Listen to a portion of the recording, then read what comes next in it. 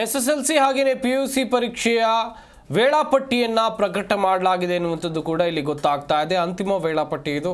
ಗಮನಿಸ್ತಾ ಹೋಗೋದಾದರೆ SSLC PUC ಪರೀಕ್ಷೆಯ ಅಂತಿಮ ವೇಳಾಪಟ್ಟಿಯನ್ನು ಪ್ರಕಟ ಮಾಡಲಾಗಿದೆ. ಮಾರ್ಚ್ 2025ರ ದ್ವಿತೀಯ ಪಿಯುಸಿ ಎಸ್ಎಸ್ಎಲ್ಸಿ ಪರೀಕ್ಷೆಯ ವೇಳಾಪಟ್ಟಿ ಟೈಮ್ ಟೇಬಲ್ ಮಾರ್ಚ್ 1ರಿಂದ ಮಾರ್ಚ್ 20ರವರೆಗೆ ದ್ವಿತೀಯ ಪಿಯುಸಿ ಪರೀಕ್ಷೆ ನಡೆಯುತ್ತೆ. ಹಾಗೆಯೇ ಮಾರ್ಚ್ 21ರಿಂದ ಏಪ್ರಿಲ್ 4ರವರೆಗೆ ಎಸ್ಎಸ್ಎಲ್ಸಿ ಪರೀಕ್ಷೆ ನಡೆಯಲಿದೆ. ಕರ್ನಾಟಕ ಶಾಲಾ ಪರೀಕ್ಷೆ ಮೌಲ್ಯ ನಿರ್ಣಯ ಮಂಡಳಿ ಈ ವೇಳಾಪಟ್ಟಿಯನ್ನು ಪ್ರಕಟ ಮಾಡಿದೆ. ನೀವು ಕೂಡ ನೋಡ್ತಾ ಇರಬಹುದು. ಎಸ್ಎಸ್ಎಲ್ಸಿ ಹಾಗೆಯೇ ದ್ವಿತೀಯ ಪಿಯುಸಿ ಪರೀಕ್ಷೆ ವೇಳಾಪಟ್ಟಿ ಪ್ರಕಟ ಮಾಡಲಾಗಿದೆ. 2025ರ ಮಾರ್ಚ್ ತಿಂಗಳಲ್ಲಿ ಎಸ್ಎಸ್ಎಲ್ಸಿ ಹಾಗೆಯೇ ದ್ವಿತೀಯ ಪಿಯುಸಿ ಪರೀಕ್ಷೆಗಳು ನಡೆಯುತ್ತೆ. ಸದ್ಯ ಅದರ ವೇಳಾಪಟ್ಟಿಯನ್ನು ಕೂಡ ನೀವಿಲ್ಲಿ ಗಮನಿಸ್ತಾ ಇದ್ದೀರಾ.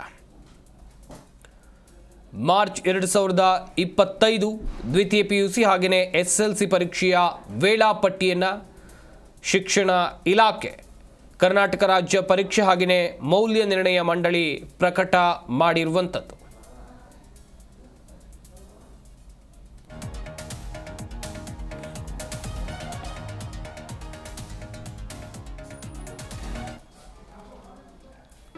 ಜಿ ಕನ್ನಡ ನ್ಯೂಸ್ ಈಗ ನಿಮ್ಮ ಮನೆಯಲ್ಲೇ ನೋಡಿ.